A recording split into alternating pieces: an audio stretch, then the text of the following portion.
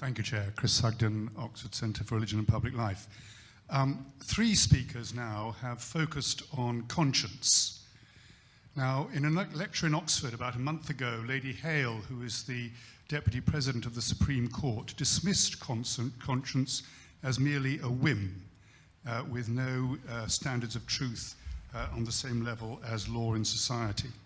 Yesterday, in a meeting in the Commons, Lord Mackay, the former Lord Chancellor, spoke of the need for parliamentary legislation now to insist that conscience is a theme to be recognised by the law in general, not just in specific terms with regards to abortion or with regards to refusal of military service in times of war, and to allow reasonable accommodation, for example, in institutions with relation to disabled access, allow reasonable accommodation that not every institution has to provide access to every single area.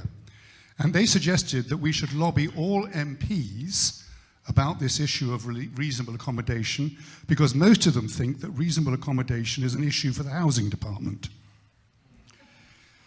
A takeaway from this meeting could be to develop significant action to make this an activity for our parliamentary legislators at the moment, whose responsibility in this area is being usurped by the judges.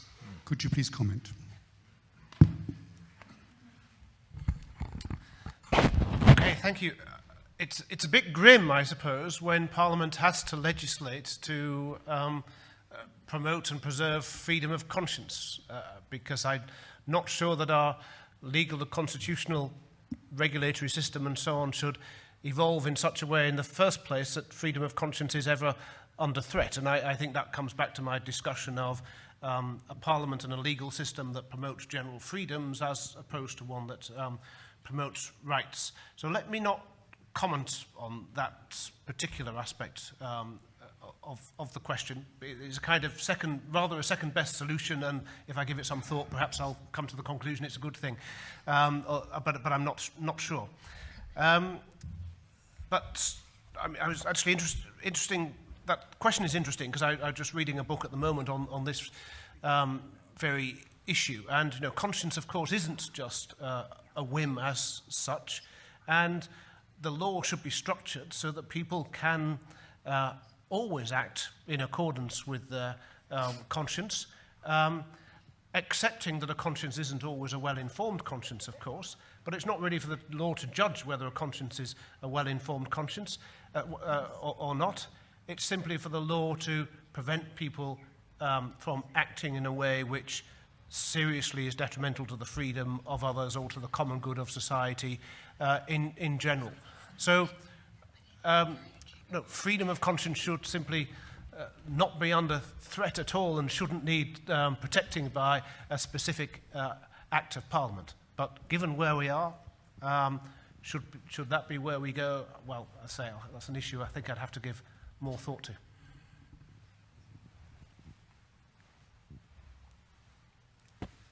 I need more time to think about the question. I think it's a brilliant question, and it merits a. And that was a very good answer, but I'm wary of writing things down that should be self-evident. That's my fear.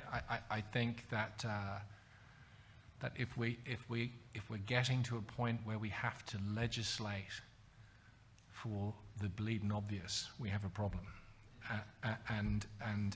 But maybe we do. But that, with respect, that is exactly what's happening. Yeah. Every court case, Yeah. the Bakery case, the Bed and Breakfast case. Yes, you're right.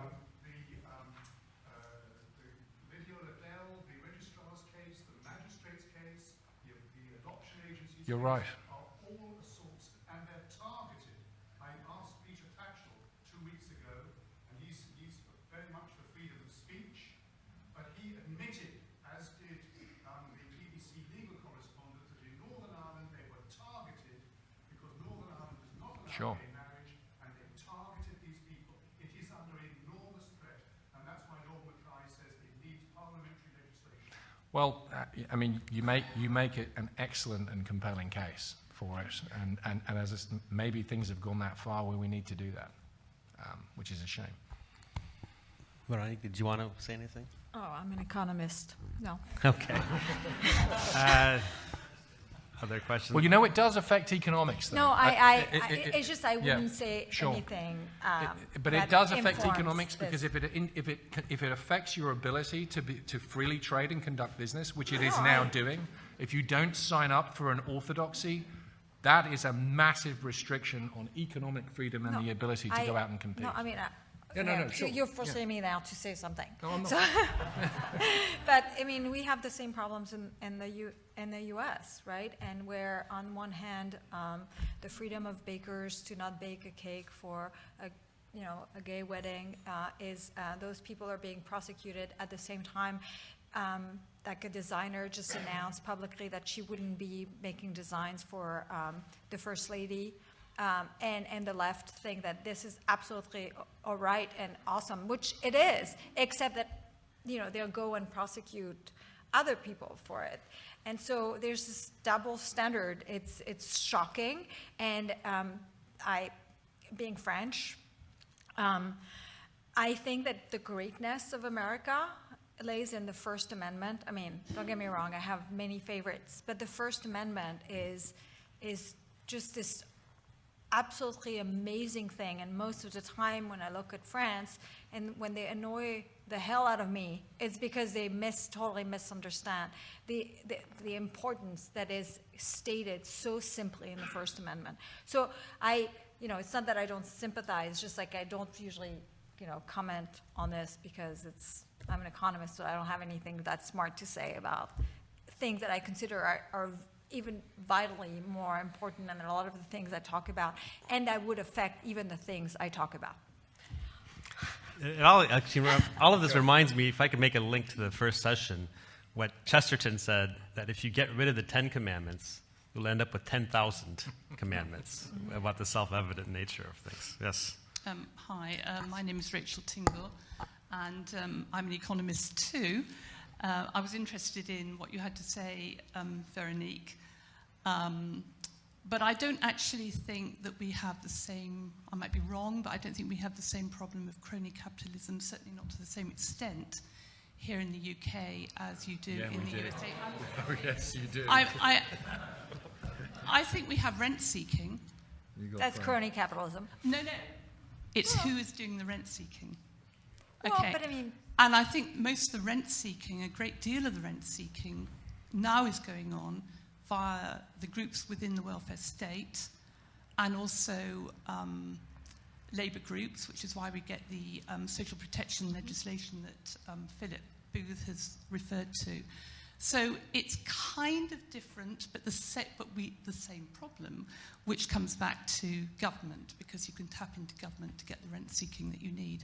But I was just trying to make that point that I think that, I'm not saying it doesn't go on, but just in terms of the emphasis that where the main responsibility lying is slightly different. No, but the other form, you could say it's a form of rent seeking too, is the whole LGBT agenda, because in a way what's been going on there is a group of people have been kind of using the power of government to get special legal protection.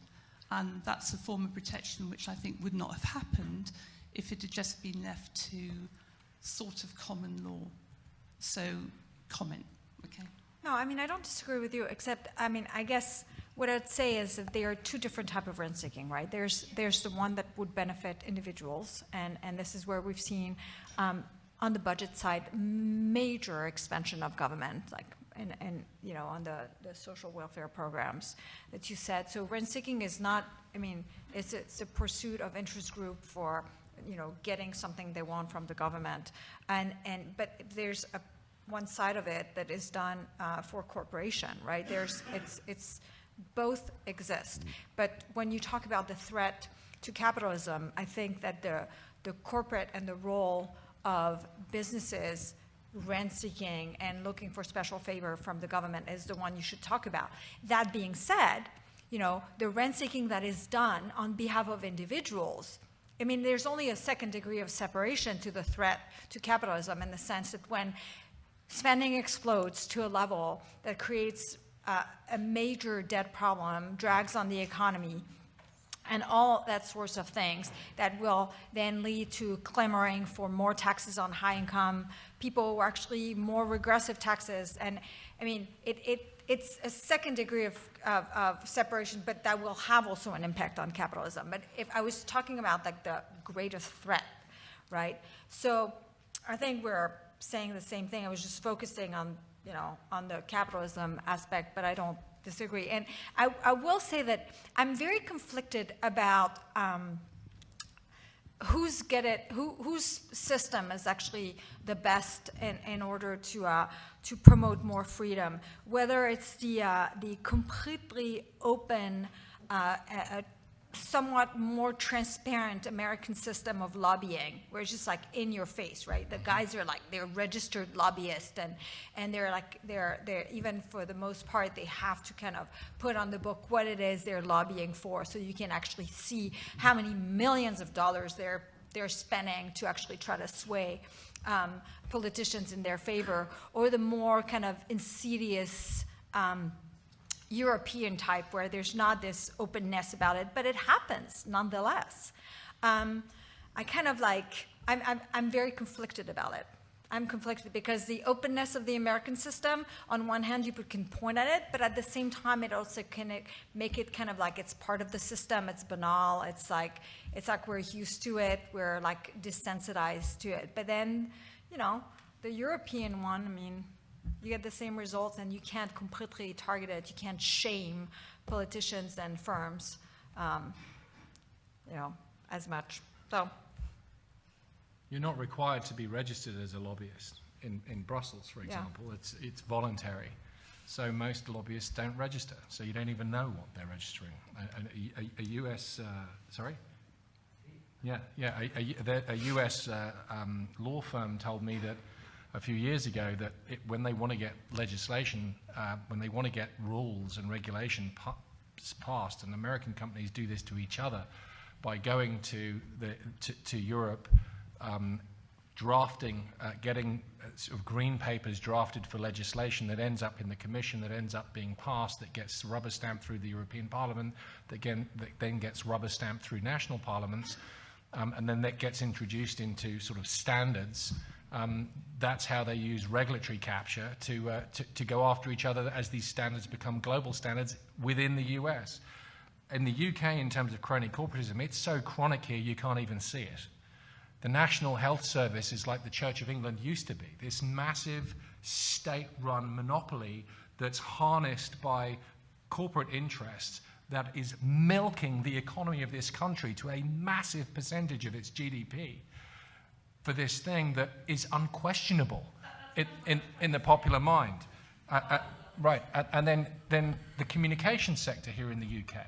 I mean, watching how EE did a regulatory capture number through Home Office to get a massive allocation of tax resources to fund their rural 4G rollout under the cover of it being in the interests of public safety communications, that a British taxpayer got completely rolled on that deal. That just happened last year. It was barely mentioned. It was barely mentioned. And this, it's at a very significant level in the UK. It's only outdone by the level that it operates now in France and other member states of the European Union. Yeah, I must admit, I agree with Rachel. I think the situation is rather more nuanced, and that the threats to a free economy in the UK are much broader. I mean, insofar as the NHS is a problem, well, it's not obviously business interests which are driving that. The most obvious difficulties when it comes to regulation and when it comes to special interests promoting regulation in the UK, which are damaging to the economy, are in the fields of land use planning, house building, and the business development of business property and so on, which is a great drag on productivity. And again, that doesn't come from business interests. That tends to come from household interests in rural areas which don't want any more house building. So I just don't see to the same degree this sort of corporate lobbying that you get in the United States, and the bank bailouts as well. I don't think it was as if these were foreseen, nor particularly negotiated by banks as they were in Ireland, in a very incestuous way between the government and the banks, in a way in which the sort of banks held the government over a barrel. I think it was much more a case of governments fearing the banking system collapsed, did the one thing that they thought that they ought to do. In my view, they shouldn't necessarily have done it, but anyway, they did the one thing that they thought they ought to do in those circumstances. So I think the picture is much more nuanced in the UK than it is in the US or southern European countries or the Pope's homeland in Argentina and so on. Well, lots of questions. Carissa, you have to choose who gets the microphone. I just wanted to highlight in terms of the danger of counterposing the individual to the collective today, in the sense that the individual today is being counterposed to the tyranny of the majority. But the tyranny of the majority is what most of us think of as democracy. And I think we really need to take seriously the challenge today for those of us that do believe in liberty and do believe in democracy, that they aren't counterposed, and that actually we realise ourselves through each other, that we realise ourselves in democracy, because what we're doing in democracy is that we are supremely speaking beings, that what matters in a democracy is that we're speaking to each other and we're trying to persuade each other, and that what truly matters in a democracy is precisely what makes us human, that we are speaking animals. And it doesn't, and I think we need to be wary that those of us who want democracy and want freedom, about how those two are very dangerously being counterposed. And that poor Augustus on the 13th of June of 1936, sadly, neither he nor his wife survived the war, because unfortunately he was an I, but he wasn't belonging to a democratic we. And I think that's really, really important today, that there are good things about the collective, and the best collective is a democratic collective, because we are coming together as speaking beings and seeking to persuade each other. And perhaps the best thing of all about that is, you know, in Shakespeare's terms, that we do as lawyers do at law. We strive mightily, but we eat and drink as friends. Do you want to say anything? Yeah, okay. Sorry, don't want to hog the microphone, but no, I think that's a very good point. And I think there is a question here of what is the purpose of democracy? If the purpose of democracy is to change the government peacefully, which I think is what the purpose of a democracy is, then it can be sustaining. If the purpose of democracy is to ensure that we live in a polity of ordered liberty, then again I think it is sustainable.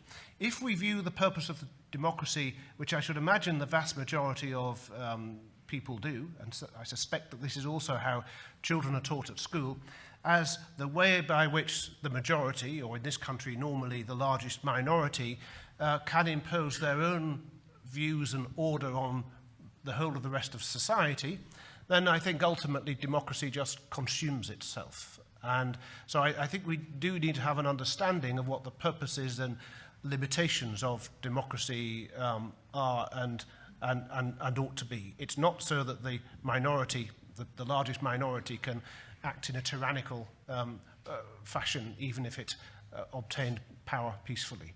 So the threat to democracy now is that, I mean, it's a very delicate thing, and what you've described is a delicate thing. And the election that we've just seen in the US, the language that we heard, the way that it was conducted, if democracy gets to become a sort of game show where the game is an accumulation of points, where you say whatever you have to say to get the points and then win. If that's what democracy is, then it's about who lies the best. Who can defraud the biggest number of voters to cast a vote and then undo what they promised to do as fast as they possibly can. And if democracy becomes that, its credibility is not going to last for very long, because sooner or later people are going to get sick of being lied to and voting for what they know to be lies. I believe a lot of people on both sides went out and cast the vote in recent elections, not believing that however many billion a week was going to go back into the NHS for Brexit, or that there was going to be a wall built between the US and Mexico, whatever it may be, that actually they thought, well, that's not going to happen, but I'm going to discount that. But if democracy is getting to that place where it's become a game show, this is not the democracy of Edmund Burke. This is not Burkean in its construct or its thinking. It's dishonest. And we must not let democracy become dishonest, because, as somebody said earlier on, it's the least worst system that we have going or ever tried. And you know, personally, and there's others of us in the room, Caroline and possibly others, that went through a vote in 2008 in Ireland, the Lisbon Treaty vote, where we voted against the Lisbon Treaty, calling for a redo, not a redo of the vote, but a redo of the European Constitution, and we were ignored, and we were just made to vote on it again a year later, and that was the second time that happened in Ireland around the issue of the European Treaty, and people are becoming cynical. It's if we vote wrong, they're just going to make us do it again, and when people get to become to a point where they become cynical about democracy, they won't turn out to vote, they won't believe anything that they're being told, and they become, I think, dangerously susceptible to a form of populism that might be unpleasant. But also they might be calling for more authoritarian rules, which is the scariest thing.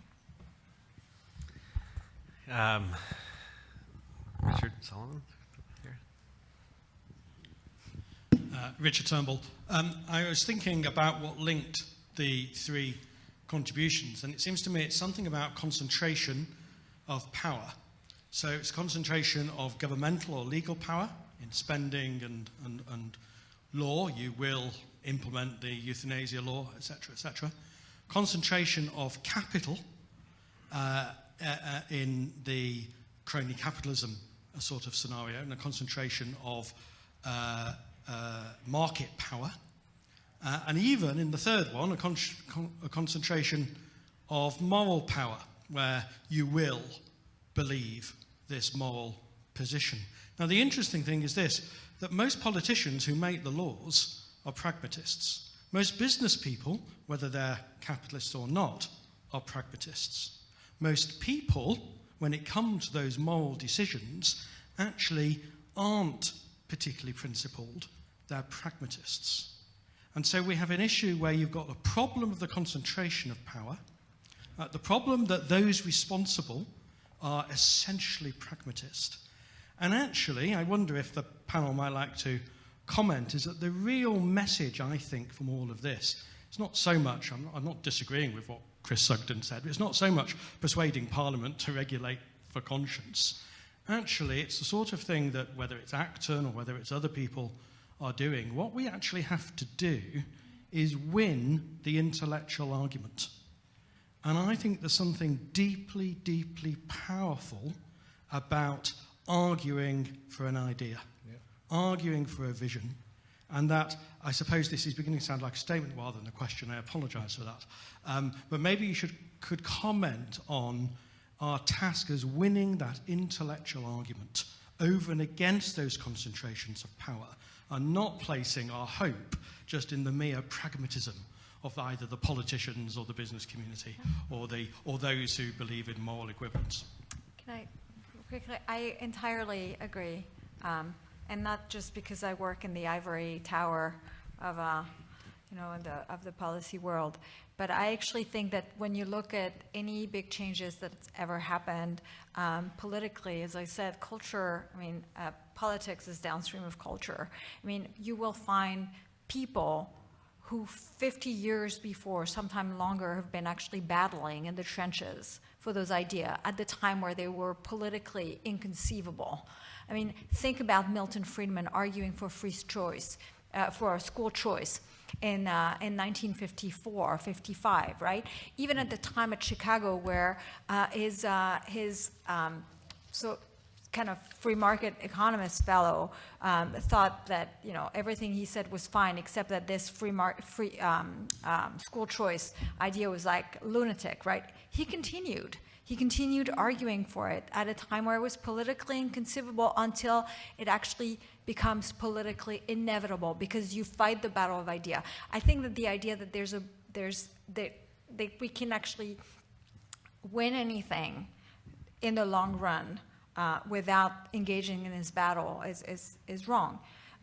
That being said, if you'd asked me this question a year ago, right, I would have actually told you. I was talking recently, I've been giving this talk about how we're winning the battle of idea. We've actually won the battle of idea. And I thought that, for instance, free trade, we had won this. I thought it was and I even thought, look, President Obama came into power after a financial crisis, but really fundamentally, he got 2 years worth of terrible policies. And within 2 years, that window closed. Stimulus, Keynesian stimulus, got a bad name again, and all of that stuff.